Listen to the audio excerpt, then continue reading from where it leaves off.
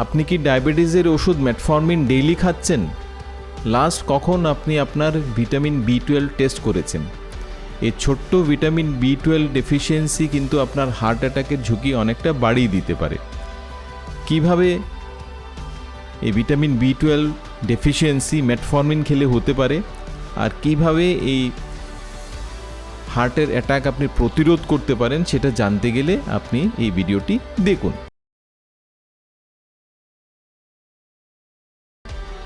আপনি ডেইলি ডায়াবেটিসের ওষুধ মেটফর্মিন খাচ্ছেন, আপনার সুগারও কন্ট্রোল আছে, কিন্তু নিজের অজান্তেই আপনার হার্ট বা ব্রেনের কোনো ক্ষতি হচ্ছে না তো? আমি আপনাকে ভয় দেখানোর জন্য কিছু বলছি না, এটাই সায়েন্টিফিক ফ্যাক্ট। দীর্ঘদিন মেটফর্মিন খেলে, যেটা ডায়াবেটিসের ওষুধ, আপনার হার্ট বা ব্রেনের কিছু সমস্যা দেখা দিতে পারে। কী সেই বিপদ, আর কিভাবে সেই বিপদ সামান্য একটু লাইফস্টাইল চেঞ্জ করলে আপনি সেটা এড়াতে পারবেন, সেটা দেখার জন্য এই পুরো ভিডিওটি আপনি দেখুন। একজন কার্ডিওলজিস্ট হিসেবে ডেইলি আমি পেশেন্ট দেখি যাদের সুগার আছে, যারা ডেইলি সুগারের মেডিসিন খাচ্ছেন, তাদের মধ্যে অধিকাংশই মেটফর্মিন খাচ্ছেন। কারণ মেটফর্মিন ডায়াবেটিসের একটা বহুল প্রচলিত ওষুধ, সেটা সেফ অ্যান্ড এফেক্টিভ ওষুধ। তার মধ্যে অনেক পেশেন্টই এসে বলেন, ডাক্তারবাবু আমার বুক ধড়ফড় করছে বা হাত পা ঝিনঝিন করছে।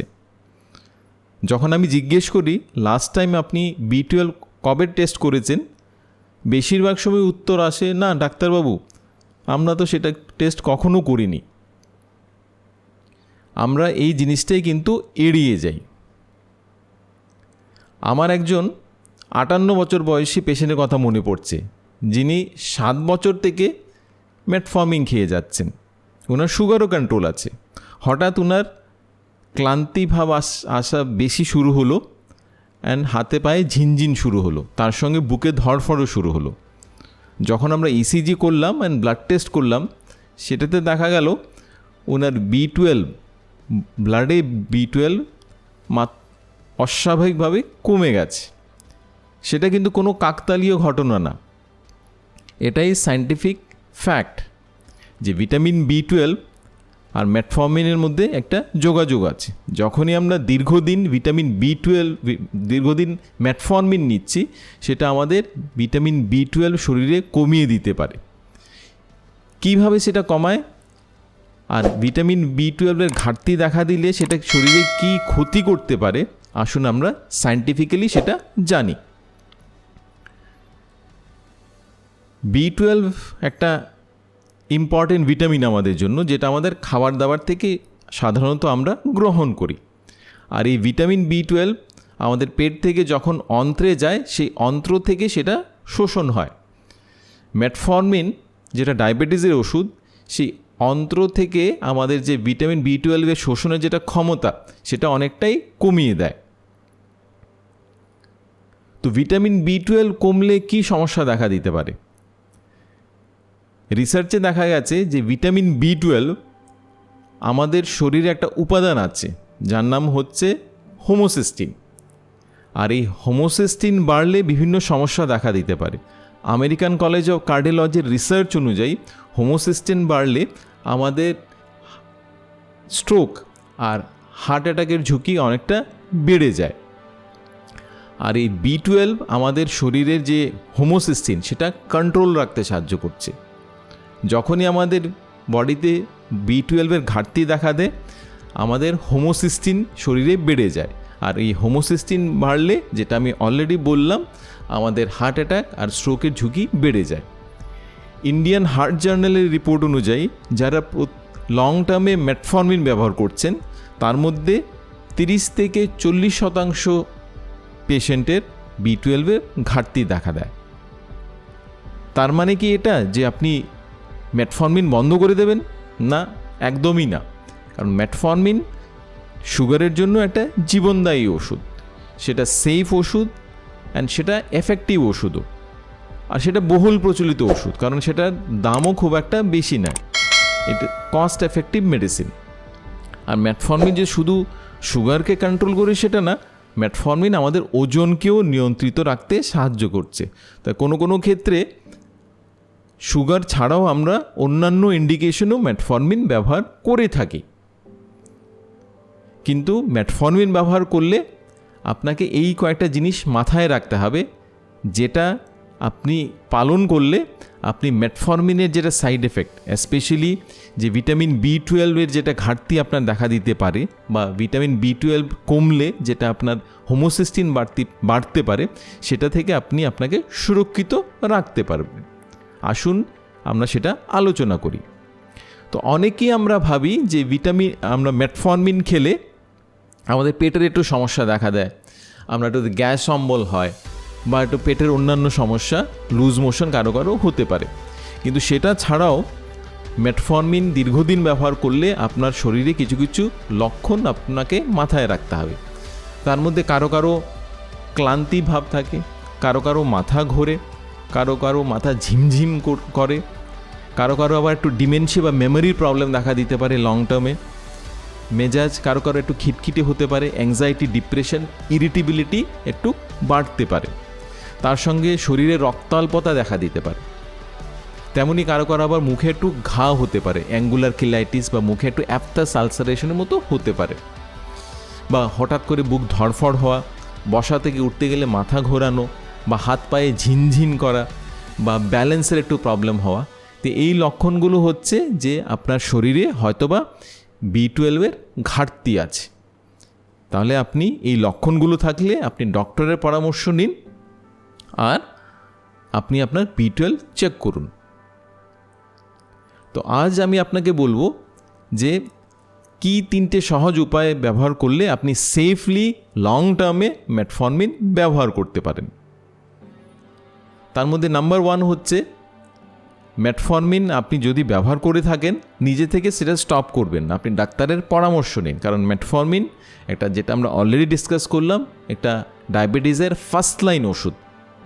যাদের শুরুতেই ডায়াবেটিস ধরা পড়ে আমরা মেটফর্মিন প্রেসক্রাইব করে থাকি, আর সেটা এফেক্টিভ ওষুধ, সেফ ওষুধ, ওজনও আমাদের নিয়ন্ত্রিত রাখতে সাহায্য করে, আর সেটার কস্টও কিন্তু খুব একটা বেশি না। তো মেটফর্মিন আপনি ব্যবহার করলে এটা আপনি নিজে থেকে বন্ধ করবেন না।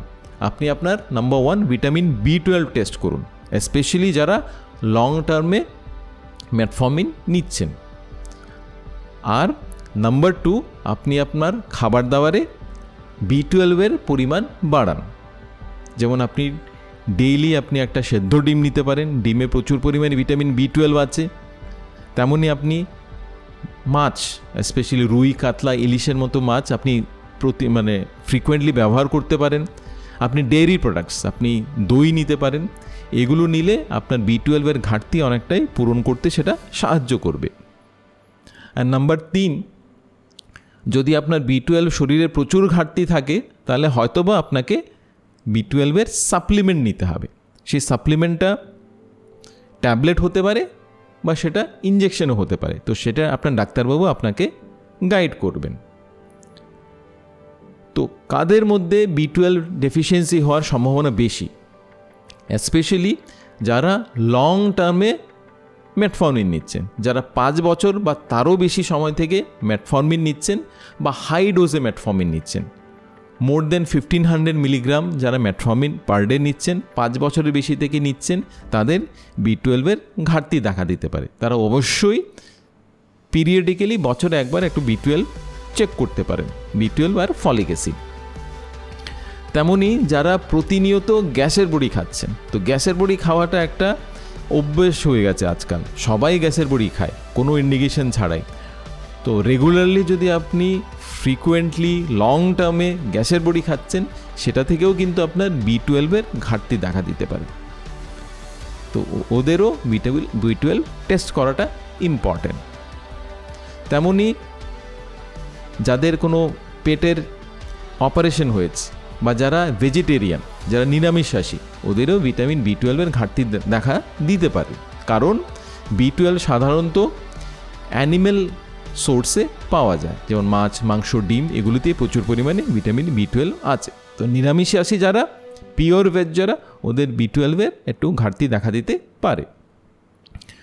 তো আজ আমরা সারসংক্ষেপে ডিসকাস করলাম যে মেটফর্মিন হচ্ছে একটা ডায়াবেটিসের বহুল প্রচলিত ফার্স্ট লাইন ওষুধ, যেটা safe, effective and cost effective. কিন্তু লং টার্মে যারা 5 বছরের বেশি ম্যাটফর্মিন ব্যবহার করছেন বা একটু হাই ডোজে ব্যবহার করছেন, ওদের B12-এর ঘাটতি দেখা দিতে পারে। আর তার সঙ্গে যারা প্রতিনিয়ত গ্যাসের বড়ি খাচ্ছেন, ওদেরও B12-এর ঘাটতি দেখা দিতে পারে। যারা ভেজিটেরিয়ান, ওদেরও B12-এর ঘাটতি দেখা দিতে পারে। তো আপনার যদি এই রিস্কগুলো থাকে, এই পর্যায়ে যদি আপনি পড়ছেন, তাহলে আপনি আপনার B12 টেস্ট করুন। আর B12 যদি আপনার শরীরে কম থাকে, তাহলে আপনি ডাক্তারের পরামর্শ নিন। ম্যাটফর্মিন খাওয়া বন্ধ রাখবেন না। ডাক্তারের পরামর্শ অনুযায়ী আপনি B12 সাপ্লিমেন্ট নিন, ওরাল সাপ্লিমেন্ট বা ইনজেক্টেবল সাপ্লিমেন্ট। খাবার দাবারে B12-এর পরিমাণ বাড়ান।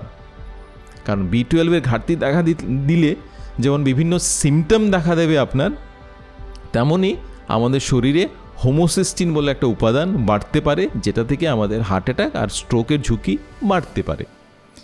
এই ভিডিও যদি আপনার ভালো লেগে থাকে, তাহলে এই ভিডিও আপনি আপনার কোনো পরিচিত যিনি ডায়াবেটিস আছে, যিনি ডায়াবেটিসের জন্য ম্যাটফর্মিন লং টার্মে ব্যবহার করছেন, ওনাকে জিজ্ঞেস করুন যে উনি লাস্ট টাইম B12 কবে টেস্ট করেছেন।